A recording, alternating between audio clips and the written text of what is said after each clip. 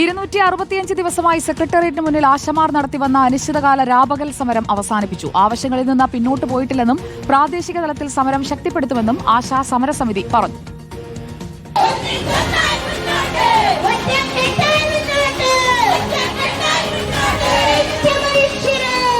ഫെബ്രുവരി 10 തുടങ്ങിയ സമരം, വ്യത്യസ്ത രീതിയിലുള്ള സമര പരിപാടികൾ, മന്ത്രിതല ചർച്ചകൾ, 265 ദിവസം നീണ്ട സമര പോരാട്ടത്തിനൊടുവിൽ സെക്രട്ടേറിയറ്റിന് മുന്നിലെ ആശമാരുടെ രാപ്പകൽ സമരം അവസാനിച്ചു. അവകാശങ്ങൾ നേടാതെ ഈ സമരം തീരില്ല. ഒന്നിച്ചൊന്നായി പ്രതിജ്ഞ ചെയ്യുന്നു. വിജയം വിജയം അന്തിമ വിജയം. ഇനി ജില്ലാതലത്തിലേക്ക് സമരം വ്യാപിപ്പിക്കാനാണ് നീക്കം. തദ്ദേശ തെരഞ്ഞെടുപ്പിൽ LDF-നെതിരെ പ്രചാരണം നടത്തിക്കൊണ്ട് അടുത്ത സമരഘട്ടത്തിലേക്ക് കടക്കും. സമരപ്രതിജ്ഞാ റാലി VD സതീശൻ ഉദ്ഘാടനം ചെയ്തു.